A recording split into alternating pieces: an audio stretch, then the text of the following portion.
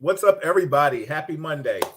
This is Real Talk Chronicles. I'm your host, Bill Foster, with my co-host, Assemblyman Al Taylor.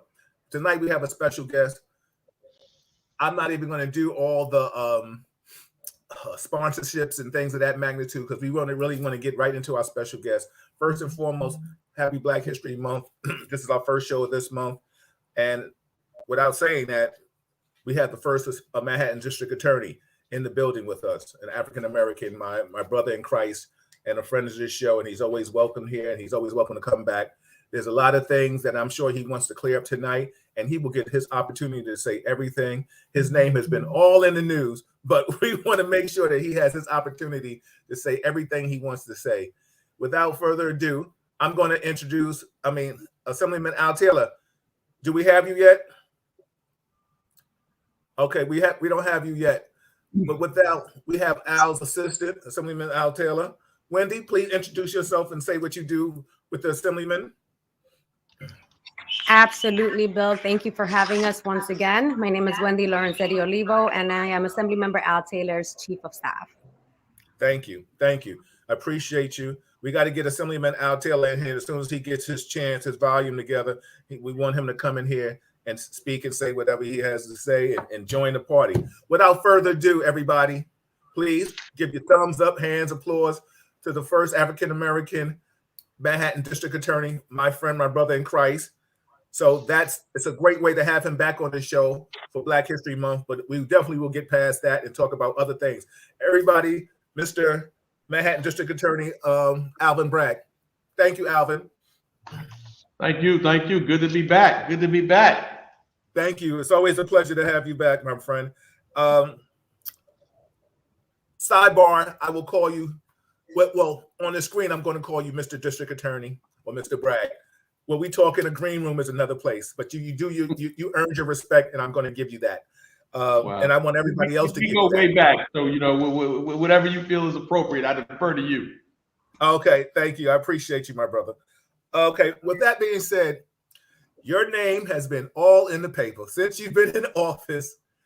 There are just things that you have said or haven't said. I will defer and let you speak and explain everything because I will not put anything in your mouth. I want you to say exactly your policies, your feelings on certain things. We have a bunch of people chiming in. The chat group is on and fire right now tonight. So everybody here wants to see Mr. Bragg speak about what he has to say. So let's get right to it. And of course, this is Real Talk. Everybody, this is not scripted. Mr. Bragg does not know what I'm going to ask him. I don't know what I'm going to ask him, and maybe you do know what you're going to ask him. So, and he's going to say what he feels because this is his show too. He's part of this family. Let's talk about January 3rd. Explain what you put out to your staff and what happened after that. Yes, we put guidance out. Kind of wanted to give guidance to the staff in terms of what I talked about for the last couple of years. Which is giving primacy to safety, and I included my bio for those who didn't know me. That I've worked as a prosecutor for a number of years, both federal and state, doing everything from assault to armed robbery to gun possession to public corruption to financial fraud, and was going to be drawing on that. And then in addition to, the traditional prosecution work I've done, I also, based upon, growing up in Harlem and also based upon other work I've done, knowing that the research shows that if we can divert people out of the system, we've all had the experience of reading something about some horrific act that happens on someone's 8th arrest, and I think we always wonder, what happened the first 7 times, and so wanting to give primacy to safety, but also when we have a chance to engage with people because they've acted out of kind of addiction or something that we can treat, doing that, and we know the research shows we can avoid that 8th time, that horrific act, if we can intercede. So achieving both is something I talked about, and the memo, which had a lot of statutory cites and a lot of provisions that I think were not easily digestible to the public, And that I'm accountable for that because it didn't have the right scaffolding, it didn't have the right kind of context, and so therefore people kind of glommed everything onto it. But let me be clear, and I can maybe sort of just talk about what my vision for the office is. And, the number one thing is guns. I've been talking about guns in some ways since I was 15 and I had a gun pointed at me. Growing up, I was shot at, had a semi-automatic weapon to my head, a homicide victim on my doorstep, and then there's a prosecutor, responding to those kind of incidents. So that's something we're urgently focused on. We know, I was out on Saturday on 125th Street responding to the Apollo shooting on Sunday, with our Assembly member, as well as Senator Jackson, anti-gun rally there. And we know on those 2 days, not far from, the first one, there was a shooting on 125th Street far west and then a shooting on 125th Street east. So, I'm walking these streets, and seeing what everyone is seeing. So guns is a number one thing. I appointed a career prosecutor named Peter Pope to run our gun work, to sort of coordinate it. From your work with the PD, a lot of times a case will come in, and so a gun possession case, and rather than being so absorbed in prosecuting that one case, we sometimes don't connect the dots. The technology is there between gun tracing and shell casing tracing. So what Peter's going to do is he's connecting the dots between all of our gun possession cases. Now, that doesn't mean gun possession is not important in and of itself. We're prosecuting. We've done about 40 gun possession cases already this year that we've charged. But the point, and I think some of it got lost in translation, is that not only are we going to do the gun possession cases, but we're going to be doing the trafficking cases. We're going to go from a case that might be about one gun to about 20 guns. And Peter is very, very well suited for that. He was, you may remember the Bloomberg era lawsuit against shops outside of the state that were resulting in guns here. Peter was a court-ordered monitor in that case. And so I think he's the right person to really lead our work, gun possessions, gun trafficking, and I'll mention ghost guns as a third sort of priority. We did a case last week where someone was sentenced having ghost guns, which we know we can't trace, so we can't use the new technology there. But we use old-fashioned, techniques and brought and held accountable to a prison term, someone who had ghost guns and had paraphernalia talking about how he wanted to injure police. So guns is sort of the first thing I think of when I wake up and the last thing I think of when I go to bed. And so that really kind of pained me that people were kind of looking at it and say, oh, he's not going to take guns seriously. I've been doing this for 20 plus years, and there's no more important issue in all of Manhattan, but certainly in Uptown. So that's the number one thing, gun violence. And I'll just mention a couple others, and then happy to kind of take your questions and others. We formed a small business alliance, including Harlem Chambers involved, to address these commercial robberies we're seeing. So we see them, I would say, in a couple of categories. We see these smash and go robberies where people are coming into high-end stores, and I view them as like an old drug trafficking ring, something you can dismantle. They're doing it for money. You follow the fencing arrangement, you dismantle it. We're working on that. But I think that's sort of tried and true. We know how to do those. I've done those cases where you kind of dismantle a system by following the money, following the contraband. And then we have the shoplifting, which is I think harder and kind of goes to my point, that I think we got that divided into sort of two categories of, we have folks who are out of addiction and related issues, shoplifting, and I think we want to connect those folks to services, because otherwise, what's happening, detective, right? They go to Rikers for 30 days maybe, and they come right back, and the cycle continues and continues and continues, and we need to intervene there. And then we have other people who are opportunists, who are just being opportunistic and exploiting the situation, and those folks we need to use the traditional means. So I would say guns, and then protecting our businesses. And the third, and these are all kind of what I would say of the moment issues, the things that are happening now, and that I think COVID has sort of driven driven up, certainly has happened during the COVID time. The third in that category is domestic violence, which we don't talk about enough in our communities. The Black History Month, as you mentioned, so I mentioned we are head of our trial division, which is the kind of the biggest division of the DA's office, is now headed by an African-American woman who's a career domestic violence prosecutor. 3 stints in the Queens DA's office. She ran the Bronx Family Justice Center. And so we know domestic violence is going up during COVID. And so we want to meet the moment and address it there. And the last thing I'll say is our trains, right? I mean, this is the connective tissue in our city. And we need to really be focused on, and we're thinking about putting systems in place. There's no train bureau in the DA's office, right?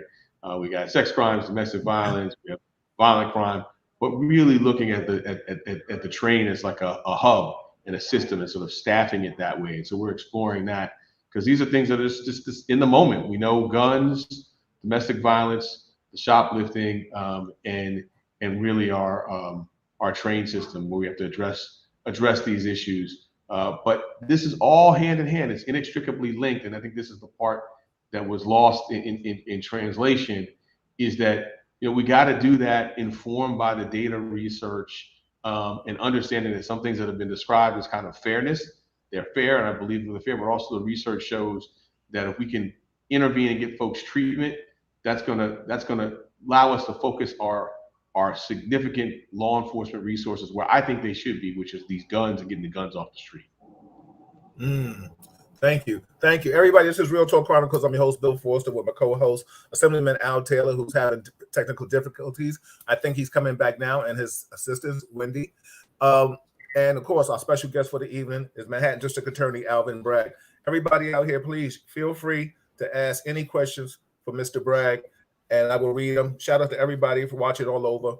Now, you said things were lost interpretation, because when that memo first came out, I text you and we were texting, and I won't divulge our personal conversation. But the thing is, I told you, I said, yo, my former law enforcement coworkers are off the chain. They're livid about the interpretation of what they deemed to see that you weren't going to prosecute certain things in lieu of misdemeanors or a person, and correct me if I'm wrong, displays a gun, but he wouldn't be charged with a felony. Is that something that was allegedly wrote? Is that true? Yeah, so that was one thing that I didn't, that was reported on, that I don't see that interpretation in the memo. I mean, and people in the office knew, and I think a lot of readers knew who read the memo, that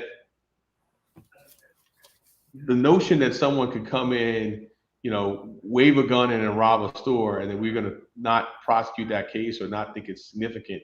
That's a felony. I prosecuted that exact kind of case before. Right. The point was the sort of shoplifting case where someone, may have had a weapon in their pocket or something that was just kind of charged as if they had used it when they hadn't. But we're talking about, a gun, a knife, things that are being, a robbery at knife point, a gun. I mean, these are things that are so significant. I mean, that's the kind of, thing that caused me to be a prosecutor, right? That I mean, I think it's hard to articulate that not being a harm.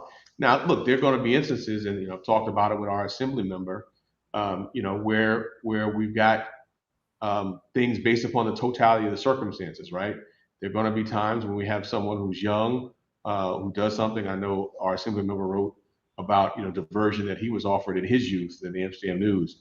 And we need to be open to that. And I'm happy to have that discussion with whoever wants to have it about how that leads to sort of a path to, we see that with our assembly member here, a path to safety, a path to, people being full members of society and doing well. But that's the kind of diversion that we need to be open to. But we're going to do that judiciously, looking at all the facts. The fact patterns that people were sketching out, someone going into the store and waving it around a gun and robbing it. That's one of the most significant felonies I can think of. Right. Let me ask you a question, Mr. Bragg. Shout out to everybody that's writing in. My old partner, John Cross, said, Mr. Bragg, what is your feeling about the use of gun? I think you were elaborating this a little bit on this. He said, what is your feeling about the use of a gun in a robbery on a person with injury and prosecution with jail time on firearm recidivists? These recidivists are not afraid of committing crimes because the air of lawlessness that has been presented with bail reform and the lackluster prosecution of these recidivists. So I didn't get the whole question, but I mean, before we get to recidivists, I think the beginning part of the question was, someone robbing a store with a gun. And I'm just saying that's, very significant. I've done that kind of work. We're doing that kind of work in Manhattan every day, quite literally, Right. Unfortunately, but quite literally. And obviously the issues well, I shouldn't say obviously. It's obvious to me, the issues get compounded if you've got someone who has done this before. So in some ways, I think that, we could have a real robust discussion about when to divert based on addiction or things like that. And I know reasonable minds can disagree about that, but I think we should be doing that, in appropriate cases. But in some ways, this discussion about guns, I mean, I don't think there's much, at least from what I hear, much disagreement. When people say, well, you're going to prosecute someone who robs a store at gunpoint. Yes. Prosecute someone who robs a store at gunpoint if they've done it before. Yes. I mean, this is serious and significant. And that's, that's what we're doing every day. I think where I would, not to kind of press me that, more challenging questions, but, the questions are sort of, when do we do second chances? When do we, talk about reentry and more services there? When do we talk about sort of, people who are, extraordinarily young and aren't using a weapon, but are doing something that, like I said, maybe a crime that is not of the kind you're talking about. I think we should be having those kind of conversations. But I guess since your viewers are asking, it means that even though I've said it a bunch of times and kind of put it in writing, that means that it's not penetrating. So on Friday we put it in writing what the position is on guns. Excuse me, let me just and I guess if Al is able to talk, I think we all see people are seeing the crimes, and a lot of people are feeling because of the crimes, people are going to jail and getting reformed. They're not even have to get bail; they're just getting out. What can we do to stop that? Because it's obviously you're saying that you will prosecute gun charges and gun crimes. So everybody who's listening, you just heard Mr. Bragg say that himself. So maybe let's get that out the way. So the bottom line is so it seems like people are still stuck on the fact of the January 3rd letter that you sent out. Like you said, now you want to deal with the issues of mental illness and other things like that. But I was just reading something, and correct me if I'm reading it right or I read it right, is that do your ADAs have discretion in not asking for bail for an individual that committed a violent crime or something like that? Because people, maybe you can break this down for people. People are under the notion that right now, if somebody commits a violent crime, they're getting out of jail with any problem. Is that true, or is this false? Yeah, so I think we should really dig into this, because I've also heard people talk about this from the perspective of bail reform. So you take a gun case as your partner described, a robbery or something like that. Bail reform didn't touch that, right? That's not a case that the bail reform changed the landscape on, and that's something that we obviously have. Our prosecutors always have discretion, because all the facts of every case can be very different, and we want them to look at the whole picture. But the kind of cases that you're talking about, and that your listeners are kind of texting you or emailing about are extraordinarily serious ones, where our folks are going in and asking for bail routinely, and as I said, kind of sadly daily, because we've had so many of these incidents recently. Mm-hmm. We got people coming in from all over places. And I appreciate everybody chiming in. This is Assemblyman Alvin Bragg. We have Assemblyman Al Taylor, and we have his assistant Wendy in the building. Al, can you hear us now? Yeah, I'm hearing you. Can you guys hear me? All right, leave it right there. Don't move the screens. Don't move it. Stay right there. I'm trying to get the volume up because it's too low. Oh, okay. But so I hear you guys. I mean, let's unpack something if I can. I'm listening. Short of the DA running through the street and acting like he lost his mind, no one's going to give him any credibility at all. And it's unfortunate that we oftentimes drink Kool-Aid that people are pouring, and we don't have all the facts. And then when given the facts, we still say there's something suspect here. We have never had a black DA, so don't expect any good thing to come out of this conversation. Or this is Black History Month, and I think we need to lay it out where it is. And I'm not on a conspiracy theory, but I will say, why is it always when we do something brand new, then it's problematic for the whole world? And I thought about this young man, and I'm just going to, and I can't say who he is.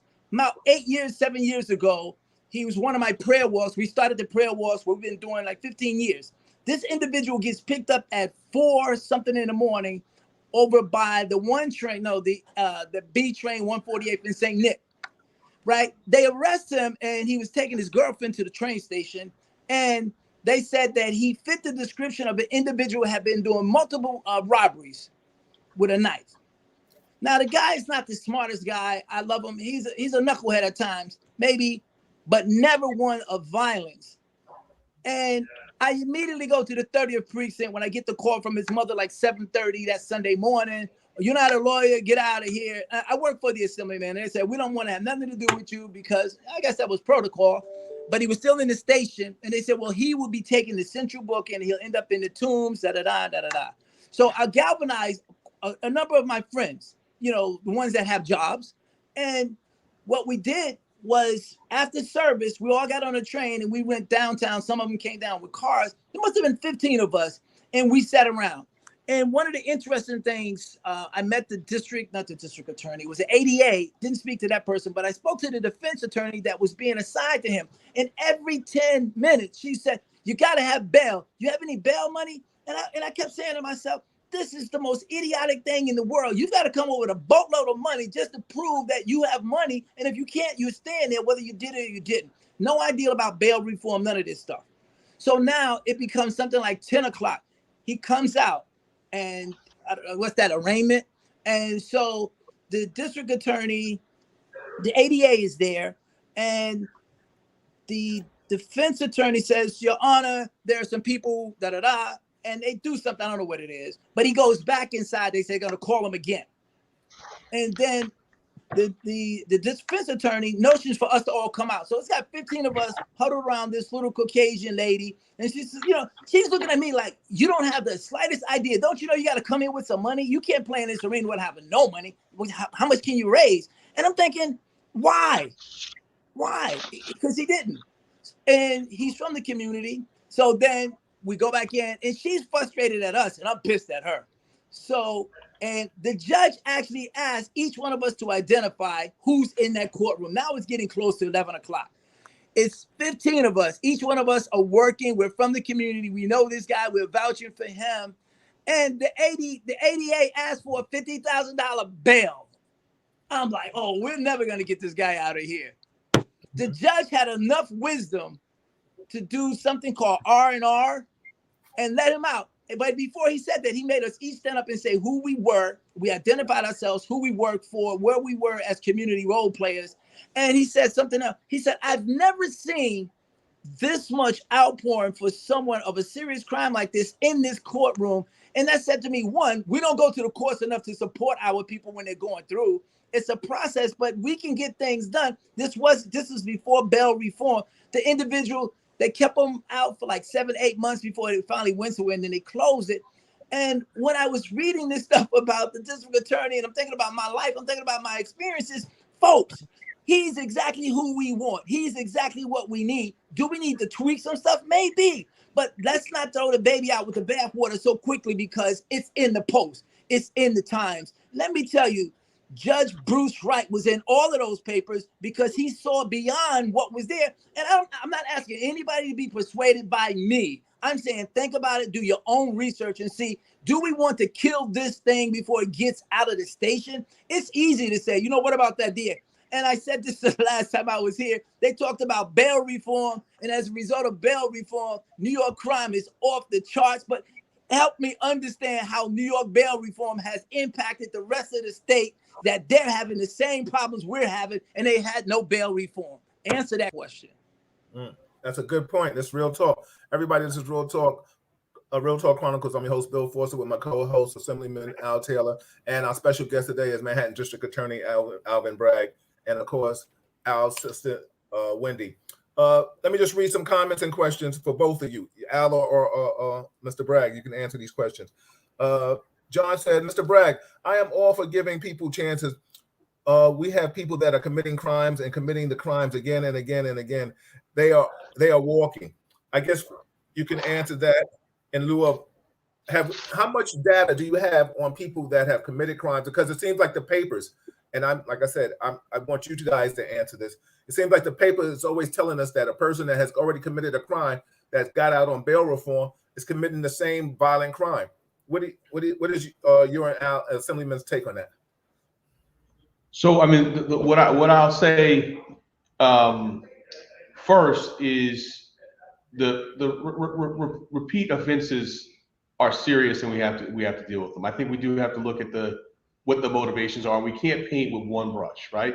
Someone who is did a shooting and does another one. Well, I mean that the first shooting was serious, and we're not talking. I mean, I'm not talking about a diversion on a shooting case, right? What we're talking about is the folks who what we do with their repeat conduct now doesn't work, right? So this has nothing to do, frankly, with bail reform or with me. This has been going on for 20 years, as long as I've been a lawyer, frankly, as long as 50 years, as long as I've been alive, where we cycle people in and out. So, you do repeat conduct that has you, do 45 days, 90 days, 6 months of Rikers, and then come back. And then you do the same thing over again. We've been doing that for generations. It doesn't work. It's what leads us to that person cycling and advancing and then doing escalating, if you will. And so what I'm saying is for those where the intervention makes sense, where it's something we can pinpoint what the intervention is, like addiction, that rather than cycling them back and forth to Rikers for 15, 20 times, like this just didn't start happening with bail reform, or didn't happen, start happening this month. This has been happening for generations, and it's been broken, and we see it on our streets. We see it on our streets. Go to 125th Street in Lexington. Go to 125th Street in Lenox. This is, those are two acute areas where things have sparked up recently, but we've been having this going on in our communities for years. We need this. We need these deep interventions. And that's not you rob the bodega at gunpoint. No. That's not what we're talking about. We're talking about, I mean, I think I saw you all nodding, so I'm assuming people watching also know 125th and Lenox, 125th and Lex. I mean, we need serious investment there. And a lot of those folks, I'm going to go out on a limb. I don't know this. I'm not speaking from any DA data, just from walking the streets, have been arrested and then they come right back. I have a question for you. My man Jason said, are you willing to bring back mandatory sentences for gun crimes? Well, for the B's and the C's, we have basically a version of that now, and particularly for the people who are recidivists. I don't know that we need that. I mean, I guess it's how you charge the matter. I would be curious to know what they mean by gun crimes. I wouldn't have it for all gun offenses, but certainly the default in my office is that we're charging those as felonies, and the incarceration that comes with it. I do think, as Assemblyman mentioned his experiences with Judge Wright, that we got to have that in mind. We can't have one size fits all justice, right? We got to, have context in mind and be able to look. I don't know the matter, and I don't know if that case was in Manhattan or when it was. The Assemblyman was there with all that support, but we got to take that into account. If someone's got a lot of community support, of what that means, and for the context of what they've been charged with. So Yeah, I think we got to really, and this was something that I've really been trying to underscore in the office when people say, well, what's the answer to, and they fill in the blank with a fact pattern. Well, it depends upon who the person is, how old the person is, what the person's criminal history is, who showed up to support. All that matters. So yeah, I would say I wouldn't be in favor of kind of a one size fits all kind of blanket. Okay, thank you. I have a question from one of my other co-hosts, Kevin Graves. He said, and then Hey, it's going to segue me into the other question. He says, how many gun violence cases in New York City are due to mental illness or individuals determined to commit crimes? That's a phenomenal question. I don't have a hard statistic on that. I think we need to be starting. I mean, one thing we're going to be doing in my office is kind of doing more, data measuring and tracking. I don't know as to sort of gun crimes, what the number is. That's something I can have my folks kind of look into. I don't know that we're tracking it in that way though. Like per offense. Yes. Thank you. Everybody, this is Real Talk Chronicles. I'm your host, Bill Forster, with my co-host, Assemblyman Al Taylor, with Assemblyman Al Taylor, Chief of Staff, Wendy. I apologize if I said something different. And of course, our special guest tonight, Mr. Manhattan District Attorney Alvin Bragg. I also have a question right here from Sharon.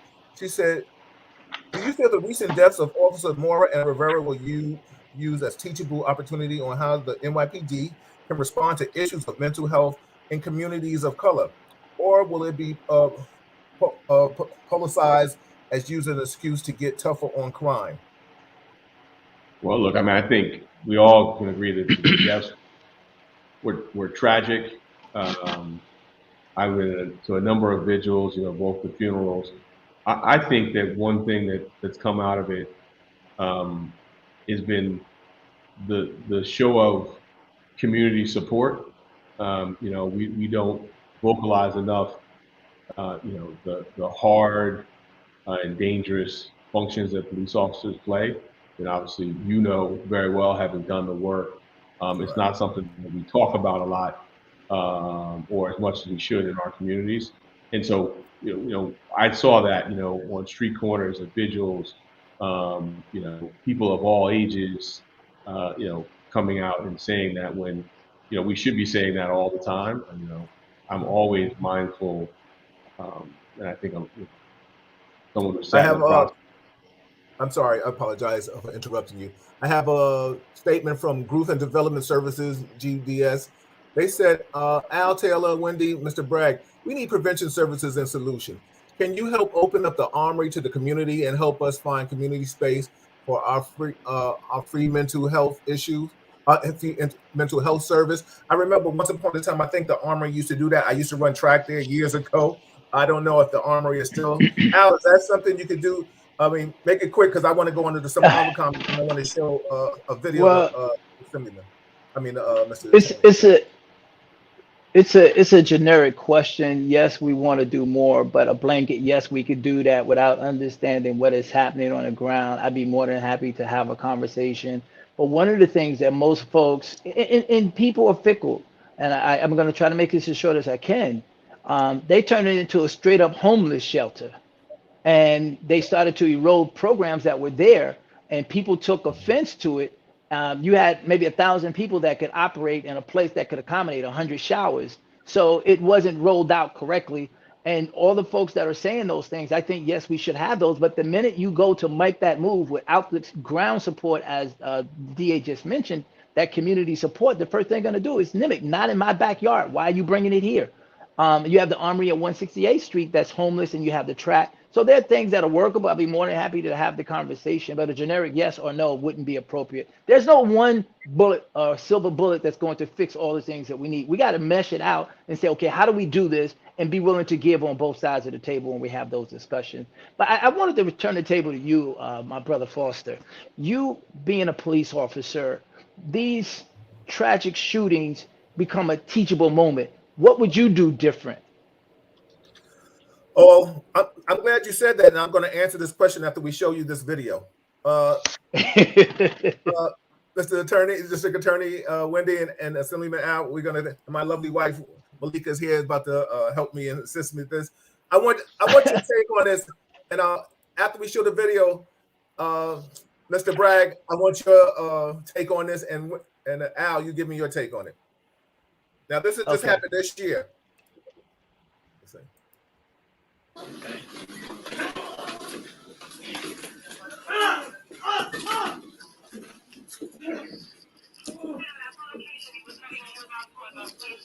Yo!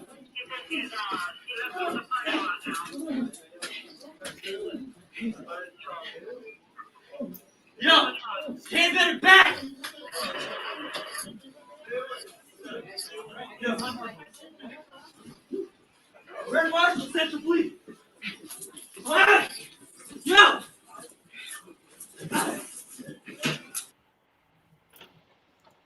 Okay.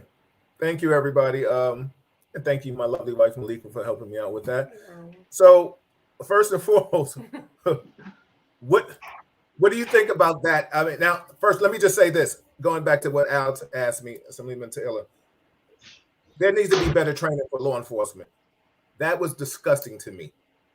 That I think officers, what I've been hearing, and I'm divulging this, officers don't want to do anything now because crime. These new officers are so afraid to make an arrest because maybe I don't know if they're being trained properly. We're going to have to talk to our friend, the mayor, Eric Adams, and he might have to bring me back to do some training because that was disgusting right there. Just tactically all the way around the board. With that being said, when officers feel that they're not even respected anymore, this is what has happened with Mora. And when we talk about the teachable moment and Officer Mora and Detective Rivera, is that maybe people will start to respect police officers again. Because I was that 22-year-old boy. Those young men were ambushed. Even a veteran of my status, tactically sound as I am, and all the police officers that are in here that work with me will can testify to that. I still probably would have got killed. So I don't know if he was a mental illness person. A lot of times with cases, I don't want to see people being called mental ill when you're just a bad apple. I think historically we can find out who is mentally ill and who's not. You will get the data for that. But now on the teaching aspect, people have to start wanting to believe in police officers again. The respect is gone. How do we get that back? Because the one thing I will can say to this, that every officer takes pride in making an arrest and finding that once it goes to the district attorney's office, that it is prosecuted to the fullest extent of the law, because that is our badge of honor. That is our coup de grace, where somebody pats us on the back and we can say we did our job. Because there are some people that really believe in all this almighty red, white, and blue stuff. But there's some people feel like there's a calling with NYPD or law enforcement. But the one thing I do know, a good arrest, we want to see that prosecuted. I don't know if that answered your question, Al. Did it? Yeah. No, that was good, because you're right. Even a most seasoned officer could have caught that the same way.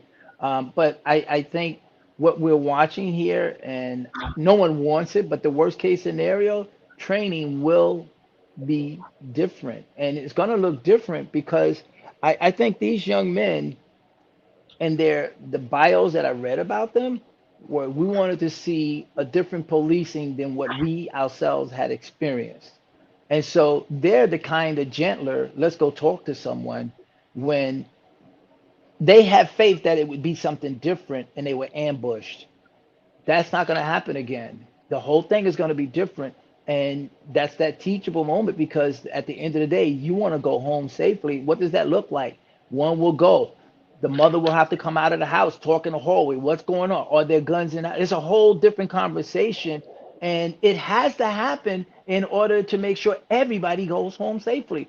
And I'm saying that in the open space, so don't run at me, talk about you giving police authority. I'm saying no, they need to be able to know that they can go in and do the job that they've been called to do.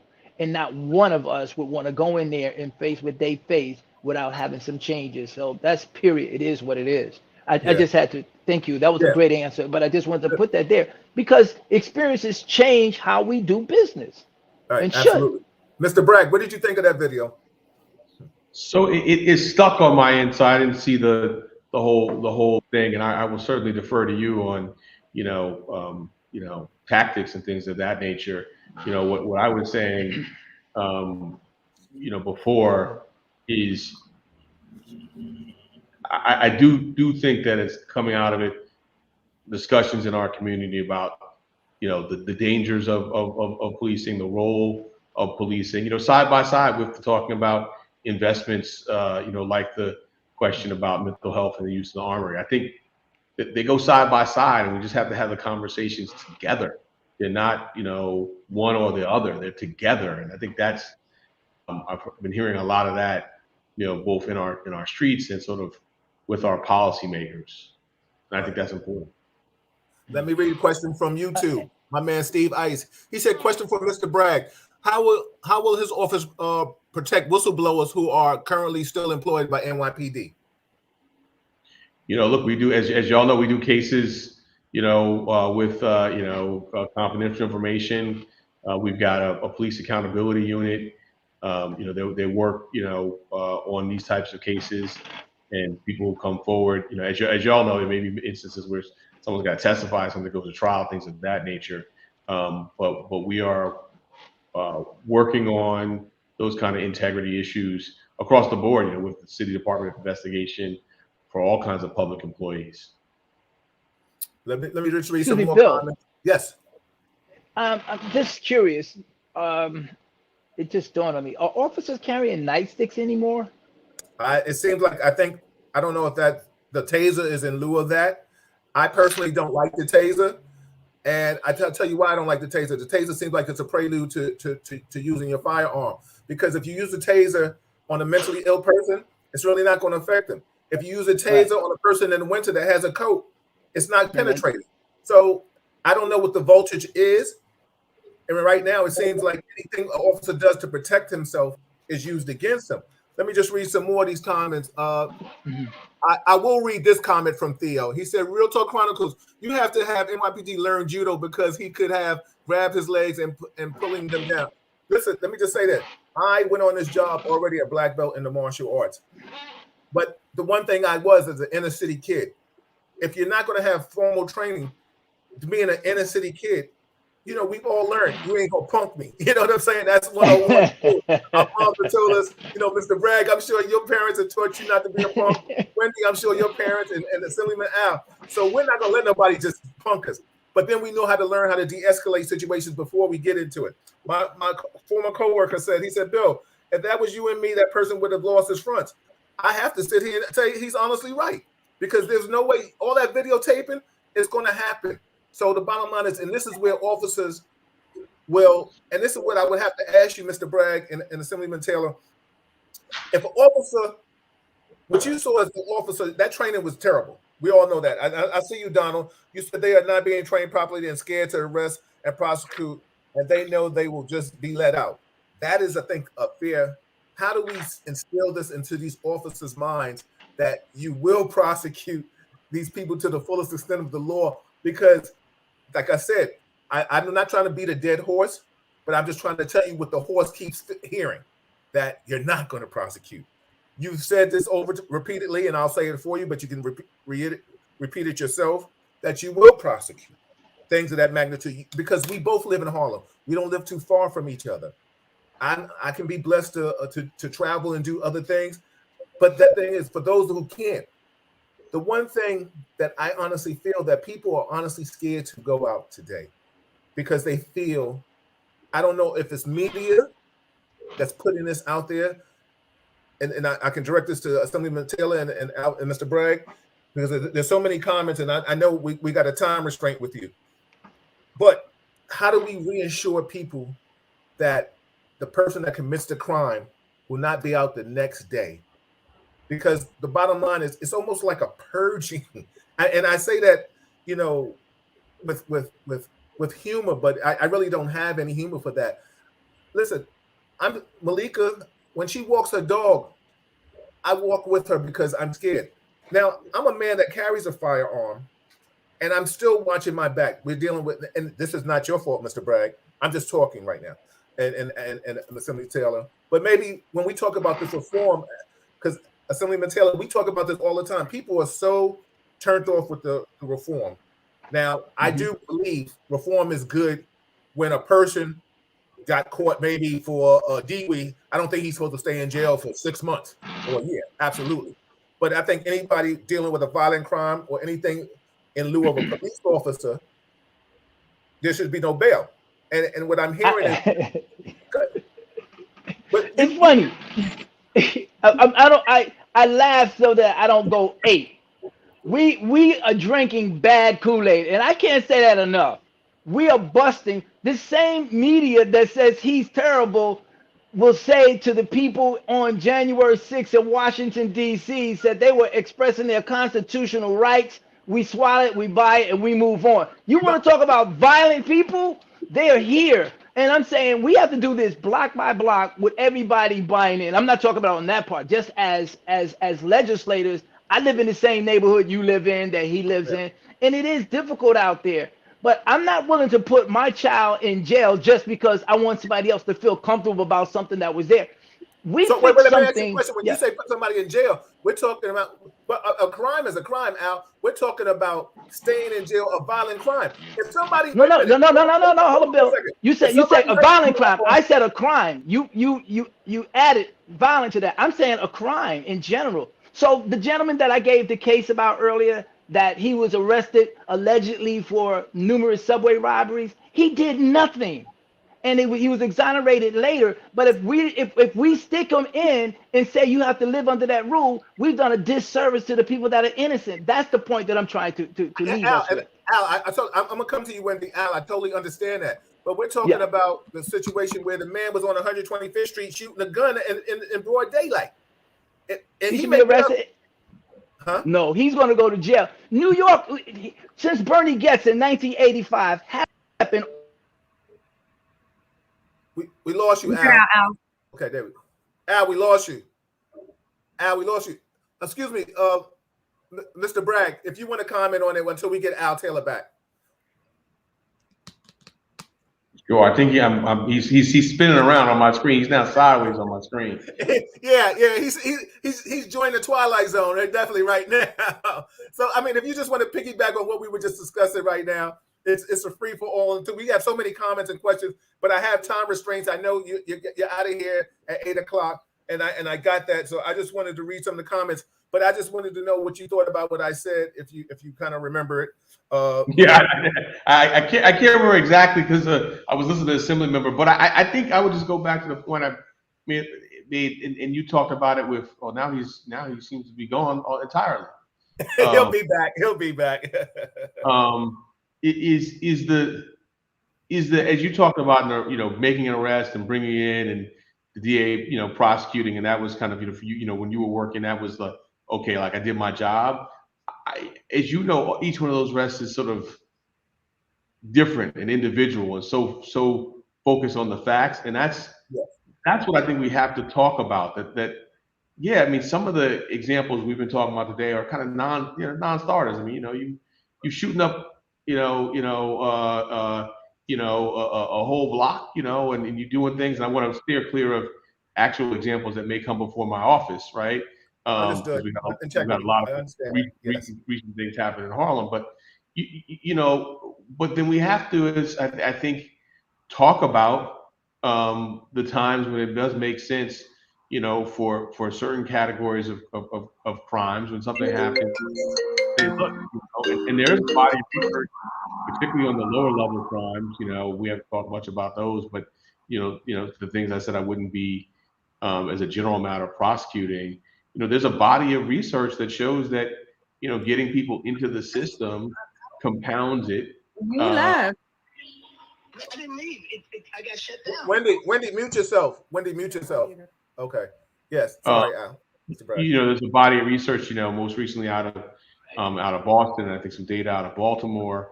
And, I think we also see that with our life experiences, right? That, we know that, the young brother or sister who we're mentoring, they get into some trouble, and if they are, sent away, and it could be something that, like, look, we could all agree they shouldn't have done it, right? But that particularly for the so-called lower level stuff, the data is clear that sort of the destabilizing effect of that, puts people on a track. And so I just think that's got to be part of the conversation. Yes, we should be talking about guns. I think we got to get these guns off the street. We're doing what we can on gun cases, possession, ghost guns, pipeline from down south, shootings. It's a top priority. Excuse me, sorry to interject. Can you tell people what ghost guns are, in case people don't know, because they hear the terminology? And then, Wendy, I'll let you ask your question if you still have it. Go ahead, Mr. Bragg. Sure. Ghost guns are guns without serial numbers. They're guns that people buy the component parts and then assemble them, and then it's a gun that's essentially non-traceable. Not essentially, it's non-traceable. And so, particularly since we've got more potent law enforcement tools that allow us to trace guns, without them being traced, if you have someone who is assembling them on their own, and it stymies that technology. So it's really, we've seen a rise more so in other places outside of Manhattan, but it's something that we have to keep a look on, because as we ramp up our gun trafficking, tracing the actual serial numbers of the guns and matching, shell casings to actual guns to see which guns were fired. We know how this works, right? As we develop something in law enforcement, the folks that want to do harm, they then shift. And so I think we've got to all be concerned about the shift to ghost guns. And that's why I was very, proud of the career prosecutors in my office for building that ghost guns case last week. It's dangerous. It's also, folks, it's a way to, I think we have the rules being circumvented a lot by people who are, buying guns and kind of flooding them into neighborhoods from out of state. But it's also a way for people who aren't allowed to buy guns. They're just basically building them. Thank you. Wendy, you have a comment you want to read or a statement? I did, actually. I think there's a lot of misunderstanding as to what reform is, and perhaps there should be simpler information. There's so much information that goes with it, and a lot of it is that people don't understand what crimes are going to be prosecuted and which crimes are not. And so people assume that if, someone is coming out here, committing rapes and shootings and murders, that they're not going to be prosecuted, but they are. So there's a lot. We cannot go back to what it was. If you look at the numbers, our people have suffered the most because of how things were. And so as we move forward, it's not going to be easy. We have to climb over this hurdle of adjustment and learning. And that goes along with the NYPD and our communities learning to like each other. If you're in one room with one and in another room with the other, it's us against them and them against us, and that's how it comes out. But we have a lot of work to do, and we are very, very grateful for DA Bragg for being here this evening. Hold on for a second, Wendy. I want to read one comment. Assemblyman Al Taylor, and Wendy, I'm going to ask you to stay on after the district attorney leaves.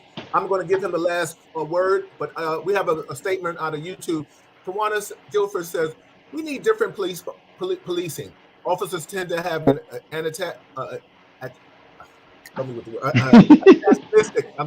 antagonistic. My tongue got fat, everybody.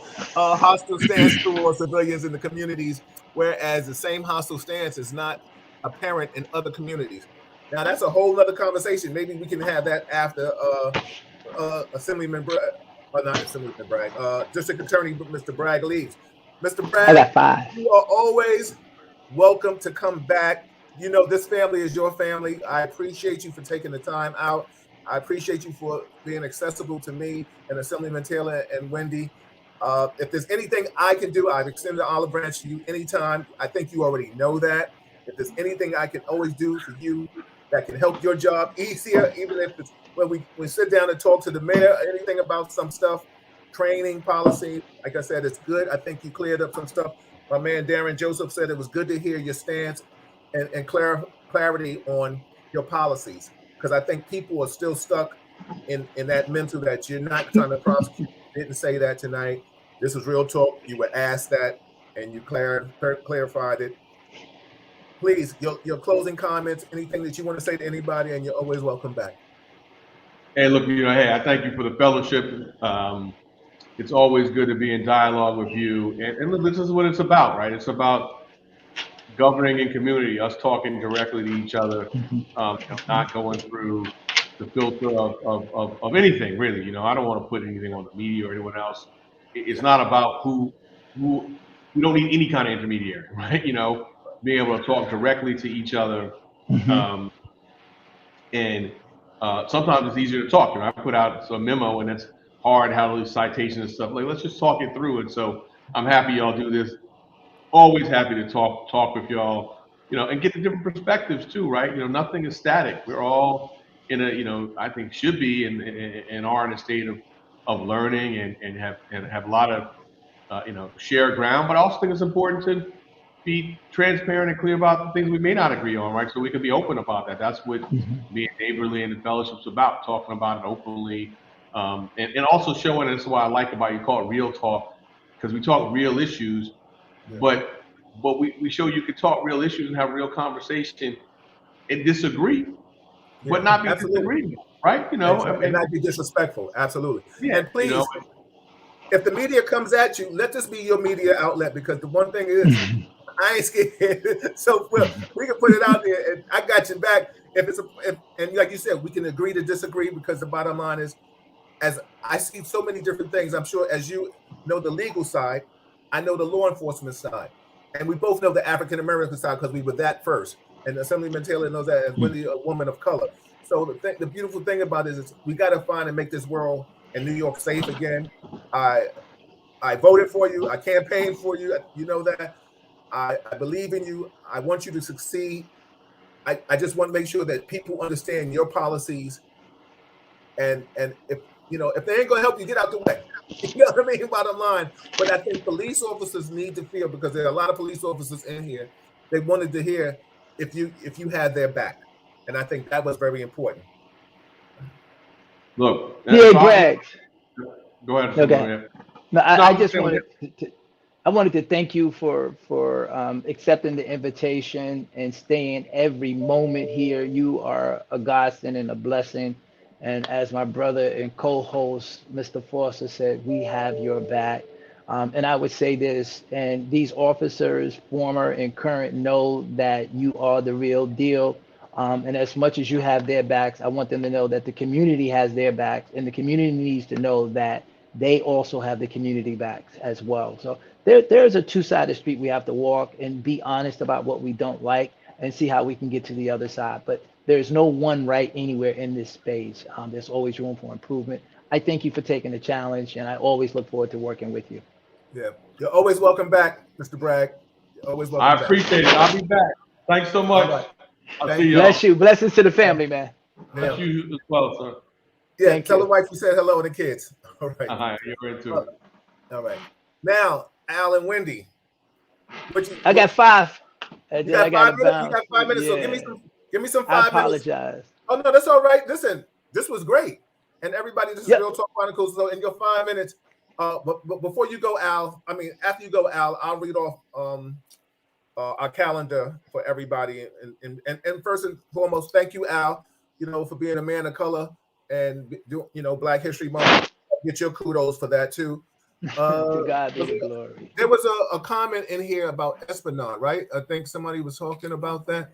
Can you find it? Yes. Do you have anything you want to add? What did you take from the show? I think, what I always take from most of these things, that education is needed. We have a lot of work to do. And like Al said, it's a two-way road, and we have to walk both roads. We have to do a lot of community work, and we have to work really hard at repairing these relationships, because we need to support each other, the NYPD and our communities and the NYPD. We have to coexist. And, this was a really good conversation, and I'm really glad that the DA was able to come on and speak about it. Yes. Kevin Gray said, unfortunately, these forums are in place because the scales of justice are not equal for all. Problems occur when our laws become so heavy-handed that it has a direct impact on both law enforcement and the communities. When you come on your show, we'll let you clarify what you really mean by that. Or I know what you said, but I just want to make sure. Steve Ice had also said, what did he say, Malika? He said something. He was an active member. He's still active. He's still active. And he Okay. confirmed that they do still carry the sticks. Okay. James McKnight said, thank you, Mr. Bragg. Thank you. It was great having Mr. Bragg on. Donald said, I wish one day I can come on and give the real deal of what's going on now. I'm back in narcotics and fraternal president and still live in the hood. Donald, you know, we work together, brother. You know, you can tell him I trained you too. You could definitely come back. I think you're a sergeant now. Shout out to you. Oh, Kevin Graves, you're talking about bail reform. Al, you said you're getting ready to go. Everybody, this is Real Talk Chronicles. I'm your host, Bill Forster. I appreciate you all. Carol Lewis said training is important. Train someone to have humility. First and foremost, humility comes from who you are as a person. I think you can't even train somebody that. I mean, we can sit here and see. First and foremost, let me just say this real quick. CPR was supposed to be humility.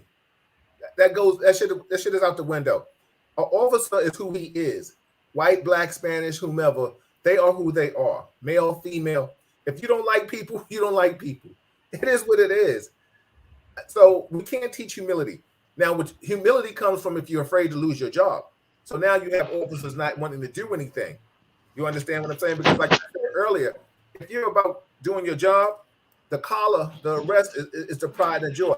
Of course, you accrue overtime from it, but the thing is, it's about feeling a certain satisfactory like, well, I took somebody off the street. I took a person. I mean, there's one case I remember so well that I think we went to trial. The guy got caught with like 500 grams or kilos or something, and then he got out. Went to trial and beat it because the Bronx felt like, oh, they didn't feel like we was right because of the color of his hat. Maybe if it was blue or black. Like, come on, really? You know what I'm saying? So, like, we get it. We get it. So people we are so divided as a nation, a country. Al, you said that so much. Go ahead, Wendy. Just right quick, you mentioned something about Esplanade. So I want to say thank you to Team Taylor, who is out in the chats, making sure that they're able to get back to people. And Mina just told me it's whoever asked the question, and I cannot see it, has to do with the housing unit and investigations. It's not the DA's office that has an housing investigations unit. That would be the Attorney General's office. So okay, thank you. The wrong office, Yeah, tonight, exactly. Tonight we were talking basically about bail reform and crime. Assemblyman Taylor, he is here every Wednesday with us. He's my co-host. So you can rest assured you can pick this back up with him because I think we said that he was part of the legislation that signed for certain kind of change. And him and I, we have this discussion, even if sometimes we may even disagree or maybe we might agree a little bit. Like I said. A little bit. Can I add something? It's your show, brother. Go ahead. Add whatever you like. Someone said something, and as I listened, I thought about it. And you talked about teaching humanity and so forth like that. I appreciate that. And this is not, I'm not coming at that person, but I just want to talk to that language if I can. Right. Yeah, absolutely. Because it's us versus them when we use that language. I would submit to you that those two officers that gave their life acted with humanity and humility. You say, why? And I'm not saying that because they had a hero's funeral. I'm saying they went in there with humility. They didn't go with the Glock clock. They didn't go banishing their weapon. They went in to try to help someone. And they could have sensed that this ain't right. They pulling out. And the backside of that would be, they wouldn't be heroes today. They would be people that someone's standing outside of the station protesting because they pulled their weapon out. And I'm saying that to say that we have to really give thought to, and again, this is not to that individual but it triggered a thought. When we say they need more humanity, there needs to be more compassion, what we're saying is they're all out of step. Now, when the officers say that they're not appreciated, then they're saying everybody is against them. And we've got to really ratchet that language down and try to see on a case by case. And you're here in these platforms, but what are you doing the rest of the month? Are you out engaged? Are you tutoring? Are you mentoring? Are you being a big brother, a big sister? Are you part of something besides we're here on a platform? And I'm I'm not going at anybody, but I'm saying this energy and what I'm hearing is real talk. And that's what needs to go out to the streets because you are and I am the change that we desire to see in other people. I'm saying that with all humility and love. I think those officers could have went in and, and the mom was like, they pulled guns and we was all scared. We didn't know what was going on. They had a fear, but they didn't do that. They wanted to show themselves different from what the model could have been. So I don't want to say that officers lack humility and compassion. I think they have it. And that was the ultimate case because they gave their life being humble and they had star power, firepower. So I just want to end with that. I No, enjoy being here. I love it. I But love you, brother. yeah, I love we you. got to do it together. I love you too, man. I ordered my camera. I ordered my calendar. I just want y'all to know because they ain't going to be up in here talking about something they ain't doing it. So I made You sure. ordered 5, No, right? Malika said it, she at 5. no, I only ordered one today. So you have to do the told other Bill one. you were gonna order 5. Well, you wasn't there holding my hand. I got my one, so I ordered the other 4. Yeah, how about that? Exactly. Thank you, Al. Right, Thank you, Malika? Thank you. Thank you, you too. I'll close out. Thank you, guys. Wendy, thank you for having us. Thank Love you. for being his You chief can of get Bill a staff. haircut. I I love talk to you you later, guys. Al. Tell when we said Real hi. Talk family. Love y'all. All right, everybody. Thank you. Thank you. Listen, let me close out and I'll say some my closing comments. First and foremost, thank you to Assembly District Attorney Mr. Alvin Bragg for being a part of the show. That was awesome. Thank you to Assemblyman Al Taylor, Chief of Staff, Wendy, for definitely being here with us, and my lovely wife Malika for definitely holding it down. I appreciate you. You know, women. I'm gonna say it like this: women rule the world. Yes. You know, thank you all. Shout out to all my law enforcement family. Billy Pala, X is in the building. Donald, all you guys. Hey, Colin, thank you for all your comments and questions. I didn't get you. Thank you for my neighbor Theo for being here, bringing his people. I know you wanted to talk about. You guys wanted to talk about some housing stuff, but I think right now was more on the point on the table was in regards to violence in the streets and the crimes. We showed the village. Thanks to my partner John Cross. Listen, everybody, play the tape over. Play the podcast over. It's on YouTube. It's on Facebook right now. As soon as I push in, it is on YouTube. You can send it to anybody you want. You heard the district attorney say what he said. I'm going to go over and go ahead. You want to say something, Wendy? Yes, I do, Bill. And actually, I wanted to do this while the assembly member was still here, but I just want to let everyone know that the Office of Assemblymember Taylor will be hosting a cannabis forum on the 15th of this month. And so I will share that information with you so you can post it on your page. Everyone is welcome to attend. Our guest will be Chair Tremaine Wright, and she's the chair for the Cannabis Control Board. So any questions that you may have, information that you may wish to learn about running a business, what different kinds of jobs and permits there will be, and what is going on with the regulations, that's the place to be. So I'm going to share that information with Bill so he can share with everyone. And please follow the Assembly members' social media. Thank you. And I think you were going to bring that person on in the future, right? Maybe to discuss cannabis, right? Is that Yes. She's making her rounds to all the community boards at this time. So we were very fortunate that she said absolutely for Assemblymember Taylor's office, definitely. So after she does her rounds, they're now still going through the process of writing all of the regulations. They're not all written yet. So one thing I will say to everyone who may be looking to get into the business or who are in the business, nothing is written yet. So if anyone tells you that if you pay them a certain amount of money to help you get started, don't. Right. They can't. There's nothing that can be done at this time yet. But join the forum and you will learn a lot more and you'll be able to ask questions of the commissioner herself. Thank you. Shout out to everybody chiming in right now. I appreciate you. I apologize for everybody that I wasn't able to read your questions. I will try to read some of them. I will stay on and try to answer some of the questions to the best of my ability. From my standpoint of view, you have to go back and watch the podcast in its entirety to get what the district attorney, Mr. Bragg, said, and when we finally got Assemblyman Al Taylor working functionally, what his points on certain things. A lot of people have this viewpoint. It seems like all or nothing happens. We got to find the happy medium. From an African American standpoint, I get it. I get it all. Trust me. But what I don't get is lawlessness and crime all in this city. I do not get that. The bottom line is when we are afraid to walk down the street, and like Al said, he said it's happening in other places. It's happening in red states and in blue states and stuff like that. We get it.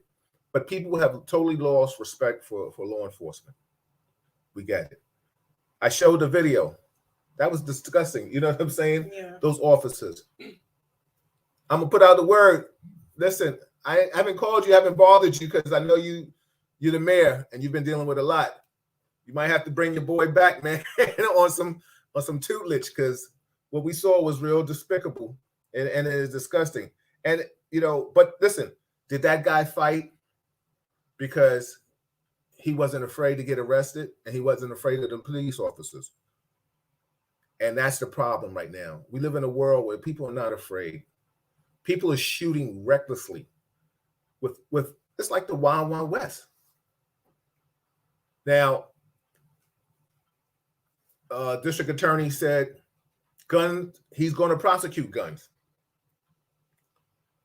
Now, do I feel that in prosecuting a gun caller that the person should be out on bail? No, I don't. Because if you could shoot at me on a Tuesday and you can get out on a Friday, I really think you're not going to shoot at me again? That's just facts. It is what it is. So there has to be some accountability to what's happening. Now, as an African-American person, do I feel situations have happened that has caused people to have certain mentalities? Absolutely. Absolutely. But what do we have to do that? It's just like when we talked about stop, question, and frisk. I have been a victim of stop, question, and frisk. Somebody just trying to make a quota to put a check on a piece of paper. I get it. But right now, with people out here walking freely without fear of being touched or stopped, we got to stop. We got to change that. People are shooting left and right. An officer goes to a wake in the 2-6 in Manhattanville and gets shot. Other officers going home, officers going to work. And we're not even talking about the civilians. I'm just using the officers' examples. Officers going to work and people trying to carjack him. Yo, come on. Like I said, we got a lot to work on. I'm trying to read some of your comments, people out here. Nicole, I'm glad you chimed in. That was Nicole that went bike riding with me. Oh, yeah. Nicole. She said, we want police on the street, but they don't come unless we call 311. It's the same people causing public disturbances, loud music all night long, and drugs. People are scared to speak up. You're right. People are definitely scared to speak up. What do we do about that? What's up, Big Dave? I see Donald said arrested a guy for 2 guns on him, and he was out the next day waving at me. Excuse me. How crazy is that? Stefani said, I definitely have to rewatch the podcast, doing 3 things at once. I hear you. Shout out to everybody. Jay Stilling said, I'm concerned about the number of rookies that are sent to domestic violence calls. Every time they are always calling back to someone to get answers, unsure what to do. You're totally right. You are totally right with that. They also, this doesn't feel safe for all parties involved, and I'm worried about this turning back to excessive force. Law enforcement, the last statement is, my family has had to process trauma from a SWAT team being sent to my apartment for a court order locksmith issue. No one is going to want to call the police after that. You know what? You're totally right about that. I can't even knock that. Let me read you first. I'm concerned about the number of rookies. Rookies right now, this is a very young job. The old timers are leaving because the old timers don't believe in it. The old timers have a a definitely conservative mentality. Good, bad, and indifferent. Sometimes the things I read from the officers that I work with are shocking to me. And I'll say this to their face. But the bottom line is, if you have that mentality and you're spewing it now, you had to have it when you had the power. Because now you're sitting back in your rocking chair, drinking your beer, or you're sipping your cocktail, and you're a keyboard thug, and you're just writing the nastiest shit. Not all.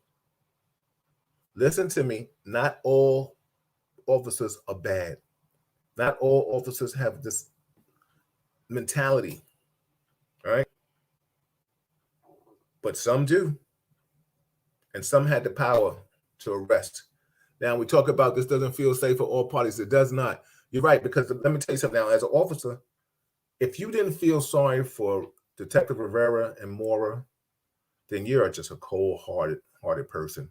Because, like I said, those are people of color, and they tried to do their job. Unbeknown to them that a man was sitting behind the door lurking for them.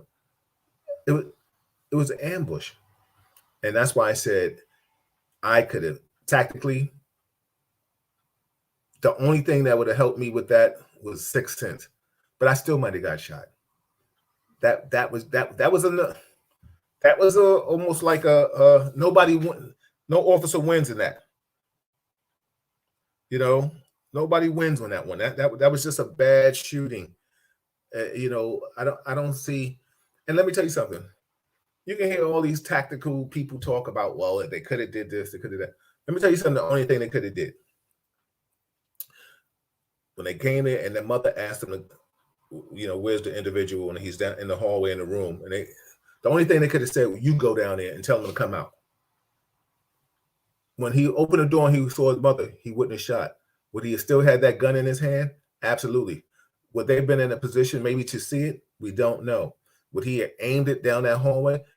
Yes. If he shot them anyway, he was going to still shoot them. It doesn't mean they would have been able to react to that. So let's I don't know. Listen, I've mulled this over 1,000 ways in my head. It's like Doctor Strange in the Endgame or one of the movies, Infinity Wars. And he sat there and I've just played this over so many different ways. How would they have been safe? I don't see it. I don't see if I was there. What would I have told them? What would I have done? You tell me he's in the room. Can you call him out? That's the only thing I could have did. Would I have been fast? Listen, I don't care who you are. You're not that fast. You see these videos with guys shooting at walls and mannequins and posters. That's on TV. That's training. Nobody's shooting like that right now in real life. Cops damn near scared to you see, as we saw in the video, cops are scared to fight. So how are they going to be tactically? This is a young job, everybody. She said, anything else in you? Just one person said we need DA Bragg to succeed, and that's true. Right.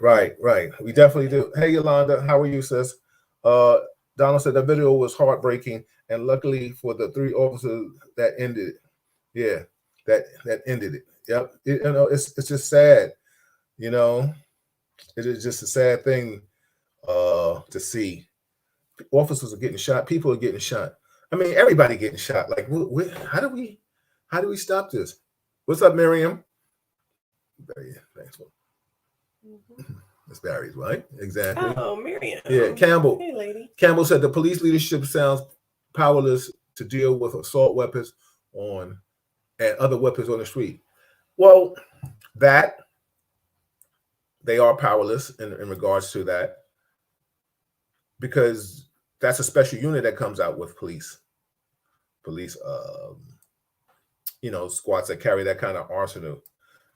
Eunice Collins said, Bill, I have the article about how the police and mayor in Dallas are dealing with the same situation. How can I get it to you? You could inbox it to me, or you could you got my number, right?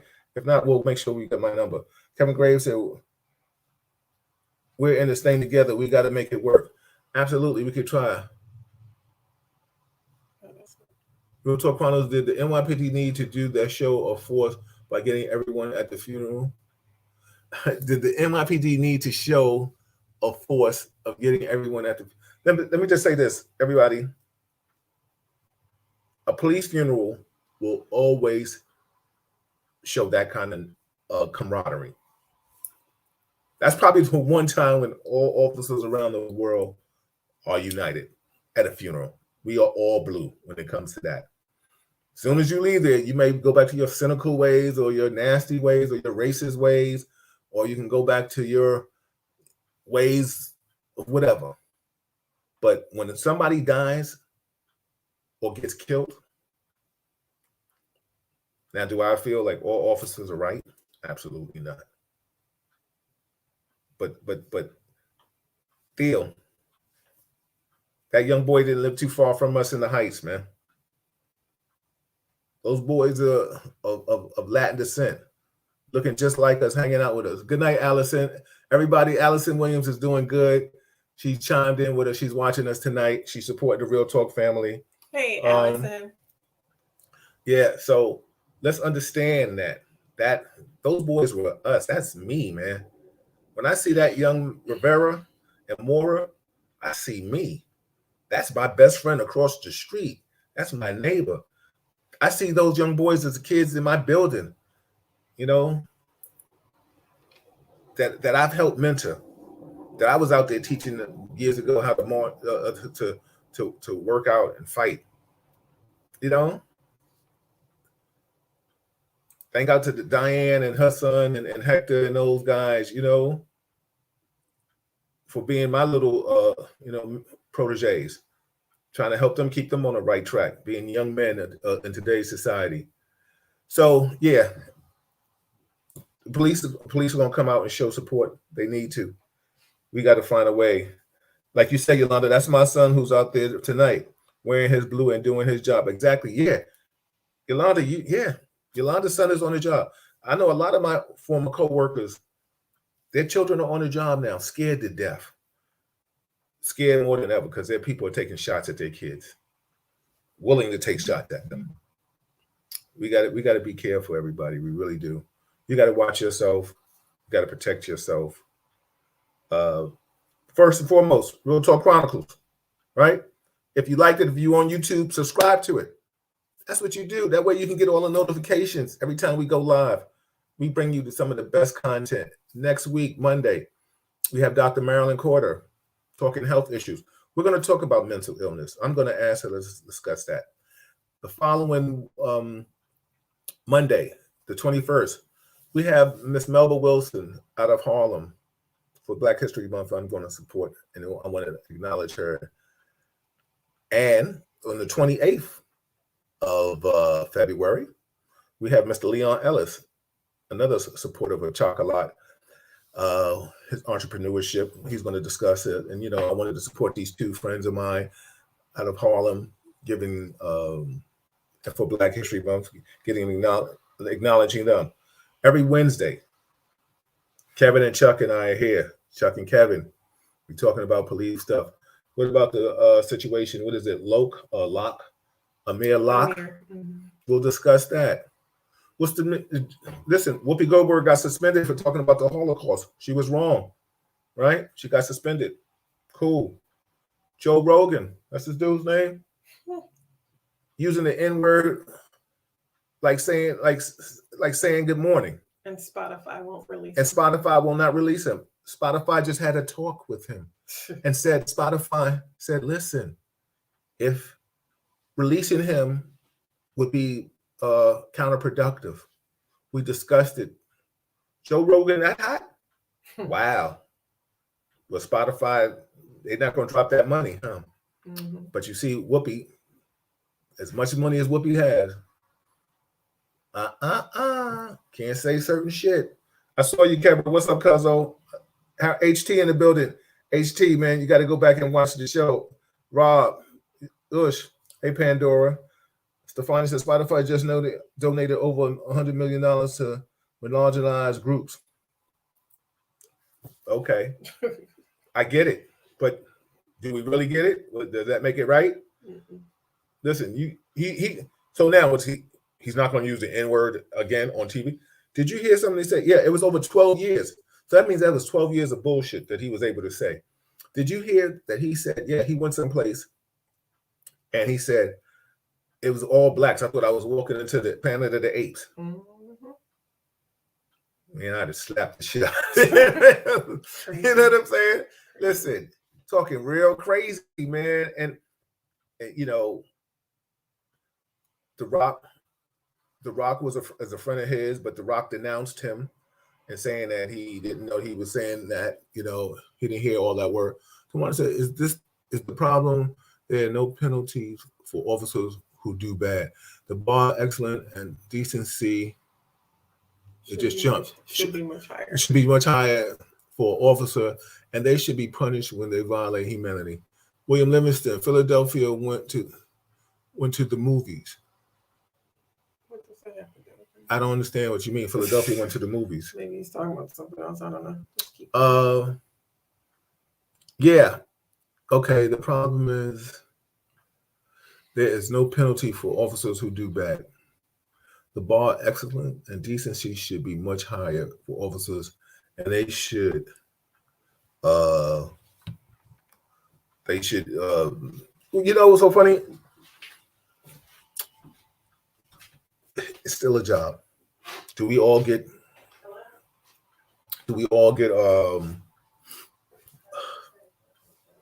rewarded for what we do, good and bad? Now, don't get me wrong. Integrity is integrity. So I'm not disputing that. I totally agree with you. But the problem is that there's no penalty for officers who do bad. People are scared to lose their job now. But see, the officers have taken the mindset that, listen, I'm not going to do my job because the liberals and Democrats, the Dems, are not supporting the police officer. My take on that is that, listen, if you took the job, do the job. When do we go to work and let our political feelings or things change how we feel or do things? You still got to do the job. So that it is what it is. Tawana said, I do not condone crime or violence whatsoever. We will see less anger amongst all people when bad officers are prosecuted and get more than a slap on the wrist. I agree with you. What's up, my uncle? How are you? I agree with you, but I will say this. Do you think those people shooting on 125th Street, shooting in Harlem, shooting around the world will do better when we see an officer? Listen, we all saw Shaven, right? Or Shavlin, whatever his punk ass name is. Excuse me. Do the crime, get the time. But we witnessed a murder, right? We witnessed a murder in front of us. The whole world witnessed that. Has that stopped anybody from still committing crimes out here? So, I mean, you might have to think about that statement because people are still committing crimes. And listen, whites are killing whites, blacks are killing blacks, Latins are killing blacks, Latins are killing each other. So everybody's killing everybody. We just need to stop crime, period. How do we stop that? Is it legislation? Got to find out who's bringing the guns in the communities. Where the guns coming from? We got to change that. Everybody, this is Real Talk Chronicles. And yes, we need greater whistleblower protections for good cops who keep communities safe and reporting bad apples. Absolutely. Yeah, Shaven, thank you. Everybody, Bill Forster, please. Sponsored by Soft Illusions Art Gallery. There's just some things, calendars, mugs. She's selling stuff. My wife has pillows, everything. Soft Illusions has everything for you. Also, it's also sponsored by the Daily Arts of Survival magazine. I have the third copy downstairs. It's a great read. It really tells you a lot of martial artists. If you want to read about me, I made the magazine, the Daily Arts of Survival magazine, in my career. Please pick up the magazines on Amazon. With that being said, if you want sponsorship, reach out to me and we can talk about that so I can mention you every show. Arthur Chase in the building. Oh, Miss Collins, thank you. You love your mugs and calendar. Thank you. Oh, that's Soft Illusions. That's the same. Thank you. Yolanda, I will inbox you the link. I will, or a matter of fact, I will have Malika put the link in each month. Excuse me. Good texture is slippery. Each month has a different color. And then after that month, you can take this off and frame it. So my wife and her mother definitely do their thing. 2022. Great gift. You can give it to somebody for their birthday. You can have it for yourself. So many different things. Like I said, they have so many designs. Please go to the site and look at it. Like I said, also Daily Art of Survival Magazine, Amazon, #1 seller. History of martial arts. Martial artists, people that you may know you've grown up with, you didn't even know they were famous or good at what they do. It's a beautiful thing. I'm Bill Foster. Subscribe to it. YouTube, please subscribe to YouTube. Share my stuff. And I'll talk to you later. I'll see you Wednesday. We'll talk about Amir Locke. We'll talk more about Joe Rogan and his foul mouth. He can, wait a minute, just take this with you. You can say the N-word and nothing happens to you, right? It's all right. Whoopi talked about the Holocaust. She was wrong, but she got suspended. Have we really accepted the N-word as nothing? He says he walked in a place and it was all black people. He said he thought he was in the planet of the apes. I'll leave that. We'll talk about that Wednesday. Thank you, everybody. Appreciate you. My real talkers. Talk to you soon. Peace.